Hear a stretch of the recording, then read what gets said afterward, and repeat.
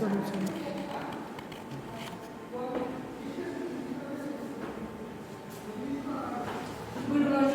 आज आपण काय पाहणार आहोत? स्टडी ऑफ सेल ऑर्गेनेली हा टॉपिक डिस्कस करणार आहोत. तर study of sale organelle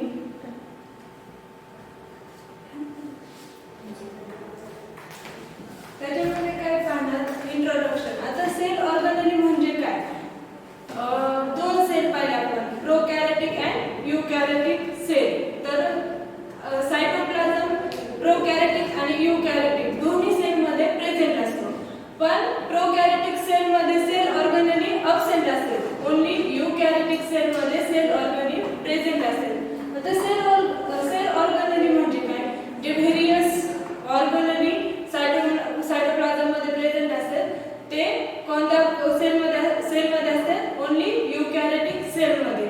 means endoplasmic reticulum, लायसोझोम, nucleus हे सेल ऑर्गेनेली यूकॅरियोटिक सेलच्या सायटोप्लाझम मध्ये प्रेझेंट असतात. त्याचीच माहिती आपण आज स्टडी करणार आहोत.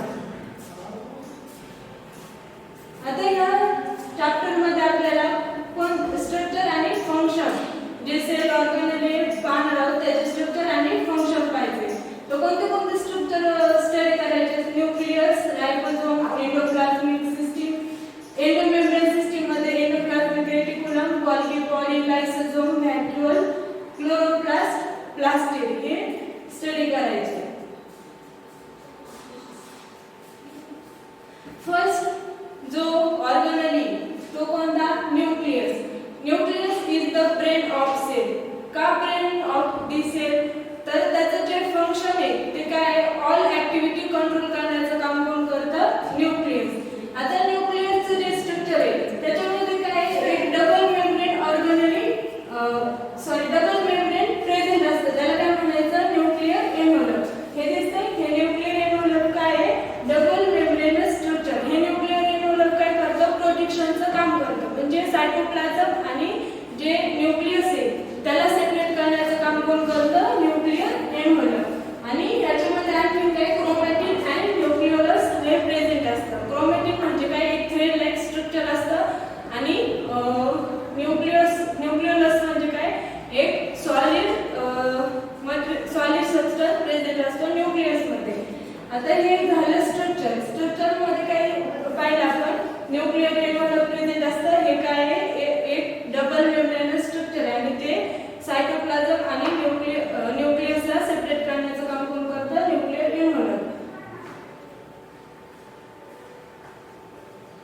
सेकंड, आणि त्याचं फंक्शन काय आहे न्यूक्लियसचं? It is control the all activities of organelles. म्हणजे जे ऑर्गेनेल आहे सायटोप्लाझम मध्ये त्याचे कंट्रोल करण्याचं काम कोण करतं? हे न्यूक्लियस. म्हणून त्याला काय म्हणायचं? Brain of the sale.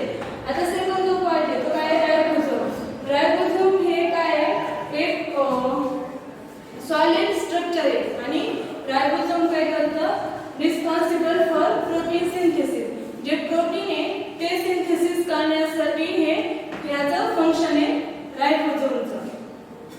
राइबोसोमचं function काय आहे? प्रोटीन सिंथेसिस आणि एक सॉलिड स्ट्रक्चर आहे.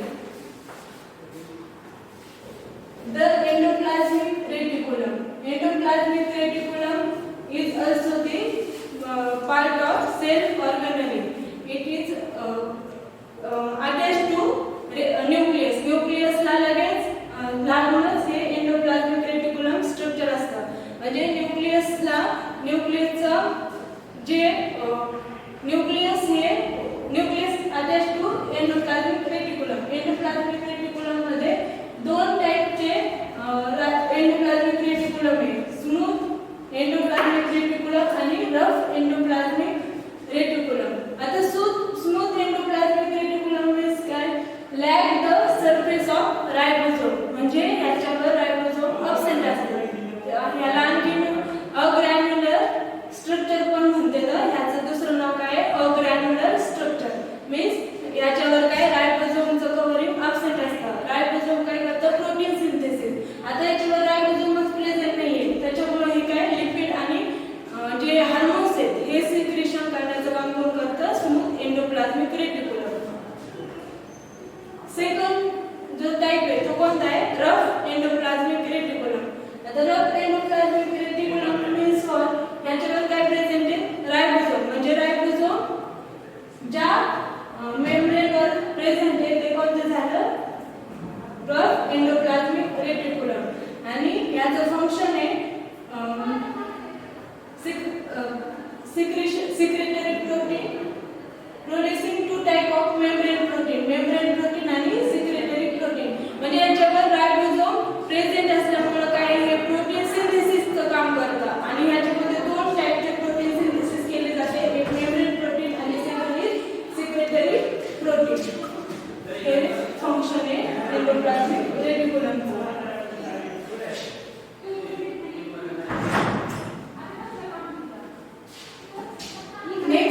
Golgi apparatus.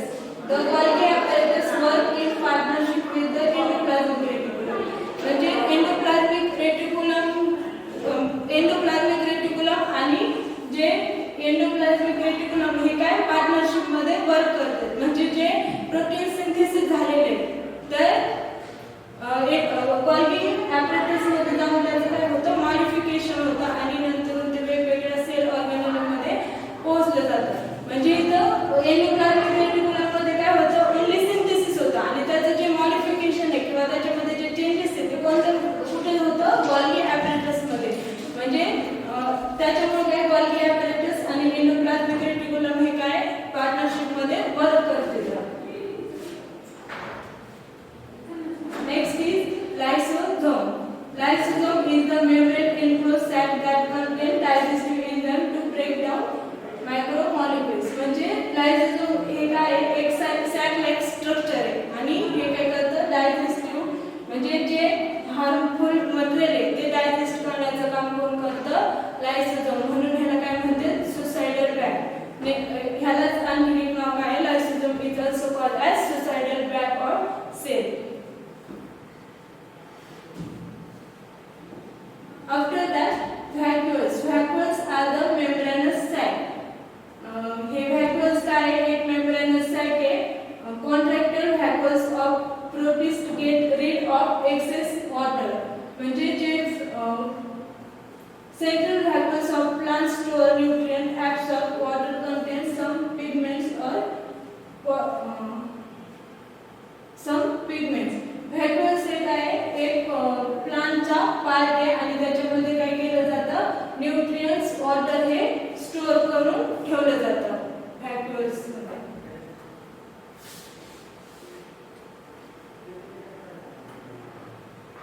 Chloroplast. Chloroplast also the part of plant. It is absent of animal cell. It is only present in plant cell and chloroplast are the site of photosynthesis. म्हणजे हे जे plant मध्ये chloroplast आहे हे काय करतं? Photosynthesis हे function perform करतं. म्हणून जे प्लांट आहे ते स्वतःचं अन्न स्वतः तयार करतात. कशामुळे? तर या क्लोरोप्लास्टमुळे. हे क्लोरोप्लास्ट काय फोटोसिंथेसिस साइड आहे. The conversion of light energy to chemical energy. म्हणजे जे लाइट एनर्जी ते कन्वर्ट करून कशामध्ये कन्वर्ट होते? तर केमिकल एनर्जी मध्ये. आणि ही फोटोसिंथेसिसची साइट आहे क्लोरोप्लास्ट. हे absent in animal cell and present in plant cell. Next to mitochondria. Mitochondria are the site of cellular respiration, which involve the production of ATP for food molecule. Mitochondria is also called as the powerhouse of the cell. म्हणजे mitochondria ला काय नाव आहे? powerhouse of the cell. ह्याला powerhouse of the cell का म्हणतात? कारण हे काय ATP प्रोडक्शन साइट आहे. म्हणजे जे वेगवेगळ्या क्रिया करण्यासाठी किंवा प्रोसेस करण्यासाठी जे ATP किंवा एनर्जीची गरज असते ती एनर्जी कुठे तयार होते किंवा कुठे स्टोअर केली जाते? तर मायटोकॉन्ड्रियामध्ये. म्हणून मायटोकॉन्ड्रियाला काय म्हणतात? Power house of the cell. And it is also the site of ATP production and ATP storage site. Next to plastic. Plastic is present only in plant. It is absent in animal cell or animal. Plastic is the membrane wall organelle, म्हणजे हे काय membrane bond organelle आणि it is present in plant.